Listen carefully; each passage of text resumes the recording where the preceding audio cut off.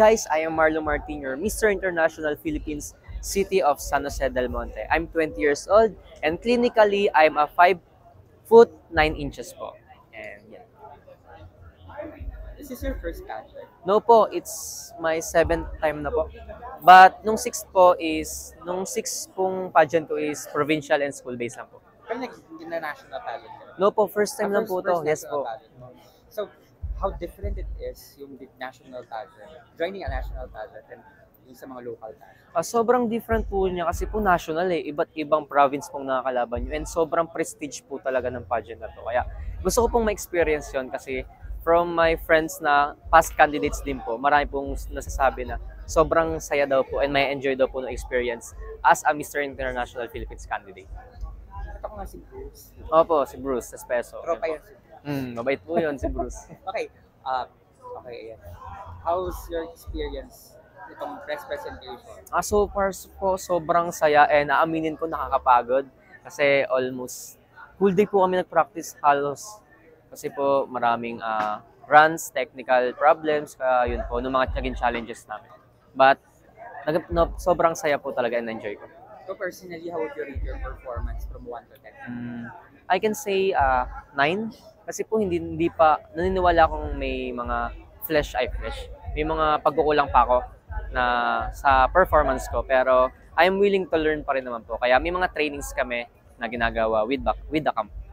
Okay, come to the competitions, ano yung mga expectations? My expectation po is siguro mas marami pa ako makikilala kasi friendly po talaga ako. Gusto ko may mga nakikilala ako kasi naniniwala ako na pag mas tumataas ang social skills ko, mas marami akong pwedeng maging kaibigan and mas marami akong natututunan from their experiences po.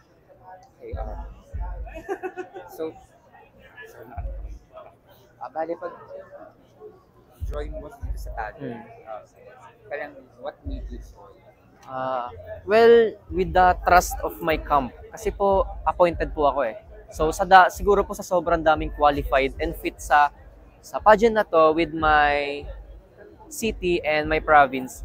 Thankful po ako. Opo, sobrang thankful po kasi ako po nung na-appoint and ako po nung binigyan nila ng trust na ipaglaban ng lungsod. Pinag-aagawan niyang SJP. Opo, totoo po. Sobrang lakas po talaga. Pero, come to the competition, ano yung mga preparations?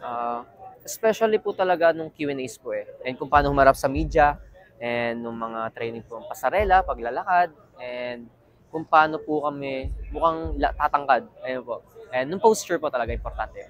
Okay. When it comes to body, how do you keep yourself fit? Siguro po, hobby ko po talaga mag-workout eh. Kasi po marami pong nabago ang working out para sa aking mental, hindi lang physically, but mental health po.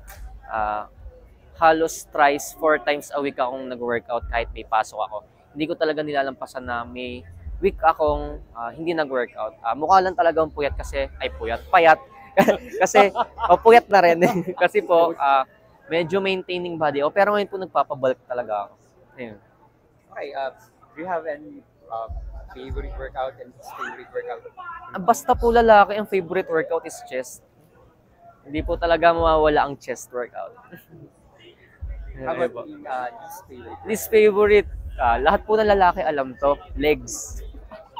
Okay, Kung ano pong gusto ng babae, yun po nung ayaw ng lalaki. About diet? About diet, high in protein po talaga. But sa ngayon po, high in carbs na rin po, high in calories na po, since bulking ako. Kaya tinataasan ko na rin po nung calories ko from my maintenance. And yun po, nung protein po talaga, sobrang importante. Skincare, wala po akong skincare. Pero gusto ko pong i-promote nung sponsor ko na Royal Aesthetics po for taking care of my hair. My skin, sorry. Okay, and last na. Favorite part of your body and your part of your body that you think needs improvement? Least. Favorite part of my body is siguro yung face card ko. Kasi po marami po talagang nagsasabi na maganda po nung look ko sa cameras. Kaya from my auditions, not just auditions, ng mga tapings ko po, marami pong nagsasabing artistahin talaga ako. And for my list naman po siguro, legs. May chicken legs po talaga ako kahit sobrang sipag ko naman mag-workout ng legs. Gusto ko po nung legs kasi nakakapagpataas din po ito ng testosterone eh. Gaya po. Okay, last na ha. Invite them kung saan ka pwedeng i-follow. Okay po. Well, kindly follow me from my accounts, my social media accounts. Sa IG ko po and TikTok is marlomartin_. Sa Facebook naman po is Marlo Marti. And kindly support me for my journey for this year's edition of Mr. International Philippines. I am Marlo Martin, your Mr. International Philippines, City of San Jose del Monte, Province of Bulacan. Thank you Bye so guys. much. Thank you Good po. luck.